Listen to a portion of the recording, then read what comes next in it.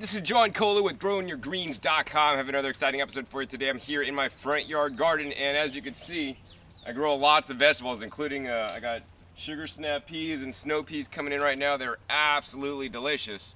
Actually thinking about doing an episode on just those guys and harvesting those and bricks and the quality of your harvest and how to improve it. But today's episode is not going to be about that. What I decided to shoot today is about some unique and exotic fruits that I'm growing that you could possibly grow too. Some of these are really cool, and actually one of them is fruiting for the first time, so I'm actually really excited about that. So, along with all the vegetables that are a lot more labor intensive because you got to plant them and tend to them usually every year, my fruit trees and my shrubs and vines, you literally plant them once, you take care of them, and they'll produce for you year after year with relatively little maintenance. And of course, depending on the tree or vine itself, some plants are more disease and pest resistant than others. So what I'm going to do today is take you around my yard and show you just some of the unique fruit trees that I'm growing and you can possibly grow too. So come along. This is probably one of my favorite fruit trees here. This is an evergreen tree, often used actually as a landscape or decorative tree because it keeps its nice, dark, rich, deep green leaves year round. But for me, this is a very valuable tree because it produces fruits in what I call the shoulder season. What is a shoulder season? Well, the shoulder season is like right after summer, where we got like a dry spell of like not much, fruit is being produced because it's getting too cold. These guys are just about ripening up at that time, right when the rains come. So they're quite delicious to have after all the delicious summer fruits. And these guys are called fajoa or pineapple guava. They make some nice, delicious fruits that I have past episodes on if you want to learn more about them. But this time of year right now, they're actually in the flowering stage. Let me go ahead and show you that to you guys. These trees are from South America, and these will do well in a subtropical climate. Northern California is probably the perfect climate for these guys. And these guys make these nice, beautiful flowers.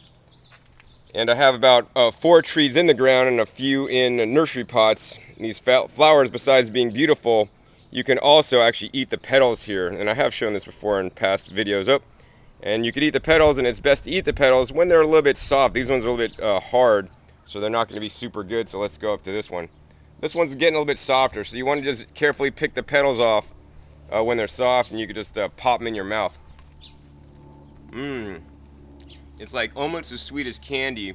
You have a nice like fruity flavor, but it's not so sweet as the fruit. And this does not negatively impact the fruit production by just eating the petals. And while you're doing that, you may want to get a little bit of pollen on your fingers and, pollinate some of the other fruits around here. Good. So now that I'm charged up, let's go over and take a look at some more fruit trees. Now we're at one of my fruit trees that I planted, I don't know, several years ago, maybe like 3 years ago. It hasn't ever produced fruit until this year, and I just noticed it the other day, and I'm so happy it's finally producing for me so I could taste what these guys taste like. For the second time, I had them before at Copia.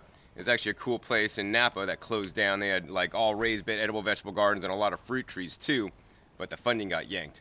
Nonetheless, this is actually called the sweet Goumi. It's a Eugenia tree. It's actually native to China and Japan and Russia, those places like that. And it makes these little fruits here. Now this does, is not an evergreen, so it did lose its leaves, but it came back in full force, and now it flowered, and now it has tons of fruits, as you could see. Now these guys get to be like a tree/shrub, depending on how you train them. This has actually gotten quite large, maybe about topping off at 8 feet. And you could see I have lots of fruit. Now, these guys are astringent, so if you just pick these off, it's like you're eating a high chia persimmon, and those are the acorn ones that if you just try to pick this and eat it, it's going to be nasty. It's going to suck all the saliva out of your mouth and not be really good. So what you need to do, you really need to let these guys ripen up. As they ripen up, they get larger, and we'll show you that in a second, but also the astringency kind of goes away, and so they'll be like a sweet, tart flavor. And boy, they're going to be delicious, and especially because I'm growing these guys in rock dust, they're going to be extra sweet. And luckily enough, we got a random one here. You could see like most of the little fruits are like this big, and they're this big and not so big. But here's one right over here. You could see it's like ripening up, and man, that thing is like at least double the size of the ones next to it. Nice and red, but oh man, it's even getting soft. But you don't want to pick these until they're absolutely ripe. Maybe I'll it's not quite ripe yet, not slipping off the vine too easy. So I'm gonna let that stay on there, and maybe I'll do a taste test for you in another day. So I'm really excited about this guy. Oh, and this guy is hardy to zone 5. So you guys that live in zone 5, can grow these, which is really cool. Another thing that's really cool about this, that's exciting, is that this is a nitrogen fixing plant. So what does that mean? That means this pulls nitrogen out of the air, fixes in the root zone, and releases it into the ground. So this may also improve your soil structure. So not only can you have fruits, but you're also going to improve your soil structure with the sweet Goumi tree. Next, let's talk about a few vines that I have growing on here. Behind me is my garage wall, and as you can see, I have a bamboo trellis, and I have all these grape vines growing.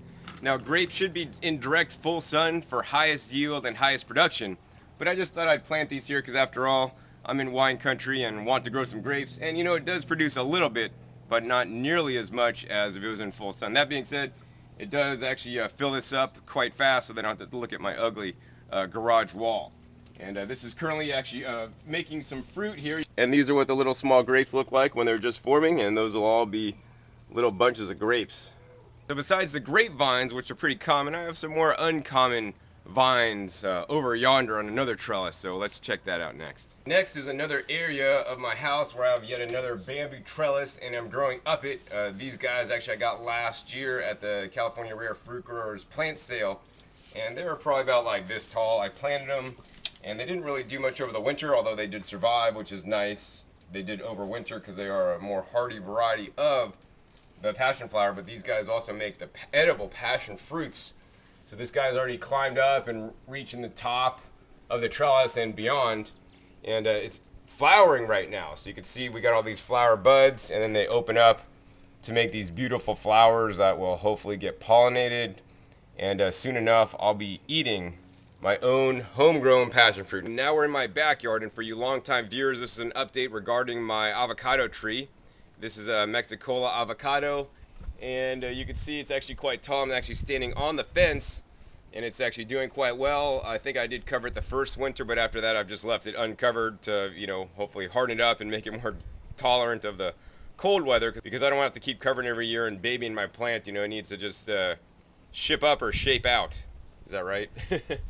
Anyways, this guy is did flower earlier when it was still too cold and they got burned and they didn't make it, but it looks like it is still currently flowering, and hopefully this year it'll actually get pollinated, and I'll actually even have some avocados here.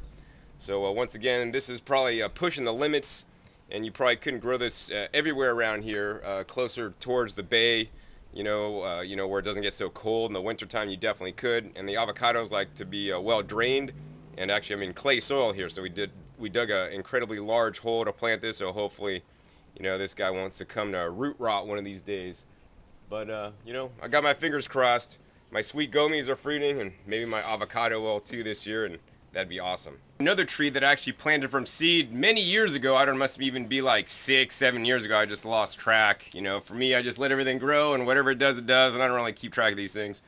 But this guy is huge now. It's getting bigger every year. I think it fruited for the last time like last year, and now it's even putting on more fruit. And these are just some random loquats that I found, that I harvested off a tree, and I came and ate them, and then I dug a hole and spit the seeds out. So I don't know what variety this is, and normally loquats are fairly small, but my loquats, because I'm enriched this with compost and rock dust, and this is an unnamed variety, so I have no clue what it is. These guys are actually getting quite huge, and these are significantly larger than, the ones that I originally picked to eat. And, these guys are only going to get larger because these guys aren't even nearing being ripe yet. So, this is getting the size of like a crab apple. Totally insane. The loquat, once again, is used as a landscaping tree because it is an evergreen. It keeps its nice leaves year-round, and it's actually a beautiful tree in itself. Unfortunately, it's actually right next to my apricot tree that I don't see any. Oh, man, there's a ton of apricots up there, too. But they're kind of growing together, but that wasn't necessarily supposed to happen, but they're coexisting peacefully, just like we all should on Earth. To finish off this episode, we're going to go in the greenhouse and share with you some things I got growing and fruiting right now. One is right here. This is actually called the Tamarillo, or actually this is called tree tomato. Wow, it's actually nice tropical in my greenhouse. It's nice and warm but moist. But yeah, this is a tree tomato, and this guy needs to be grown in the greenhouse here year round, especially in the winter. It wouldn't survive the temperatures outside, but here in my unheated greenhouse, it actually does quite fine, although I have had a bug infestation, so I need to release some beneficial insects inside here. In addition, what we got growing are these guys, and I did have another episode on this. These are called babacos, and my babaco fruits have ripened up at unusual times.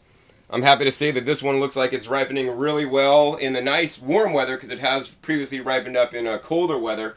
So I'm going to let this ripen up till it's completely ripe, and maybe it'll be a little bit more sweeter than tart as it was last time. These are related to the papaya, and they're seedless, they're hybridized, non-fertile. So basically all you got to do is hack off a branch and plant it, and it actually will grow into a new tree. So I'm waiting for these guys to ripen up. But the other thing that grew all winter that I have a ton of, as you can see right here, this is grown literally as a weed for me here in this unheated greenhouse. These guys, whoops, are called poha berries, also called Incan berries, also called golden berries. And these guys are sold in like health food stores. They basically sell them dried, and they're supposed to be like a superfood and all this stuff. But you know what I want to tell you guys, that you can grow your own superfoods. Also called physalis. Quite good if you let them ripen up all the way. When the paper, it's kind of like a tomatillo. Paper gets dry, the inside gets nice and yellowish orange. They're nice and ripe, and they're gonna be mostly sweet, a little bit of tart. You pick them unripe, then they're mostly tart, kind of like a tomatillo, and you could use it in salsas. I like to eat them fresh when they're completely ripe, and my ground is literally just littered with them. Here's another one. They ripen the best up when it's, warmer outside. They tend not to ripen up quite as far when, it's colder. But these did ripen up all through the winter time. Man, that was a good one. The last plant I want to share with you guys today is right here. It's along the back of my house, and this is not necessarily a sunny location. It's kind of like north facing underneath an eave and overhang, and it gets some afternoon sun, but not any morning sun. And even in this poor location that I really probably couldn't grow vegetables too well, I'm growing raspberries actually quite well. And you can see here they're putting on flowers, and they're generating some little fruits here. And I recently had a question regarding raspberries. Do you need to stake or trellis them up? You don't need to stake or trellis up anything. The plants inherently know what to do, and they're going to do what they want. You can trellis and stake things if you'd like to make, for example, harvesting easier, and not to get stuck with all the stickers on the raspberries. But generally we put a couple pieces of rebar and just tie some string between them to keep the raspberries back, because what will happen is these will get so tall and then fold over, and then the raspberries will dunk near the ground, and then the snails will get them before I get to eat them. So that's not too fun. But nonetheless, the message today is to look into some unique and exotic fruit, trees, vines, and shrubs that you can grow in your area to supplement your vegetables. They're much lower maintenance, easier to take care of, and in some cases can be very beneficial, such as the sweet Goumis that will actually enhance the nitrogen or build your soil. So it might be good to even plant those in between your vegetables and build your soil with those, much like peas or beans would. So hopefully you guys enjoyed this episode. Once again, my name is John Kohler with growingyourgreens.com. We'll see you next time, and keep on growing.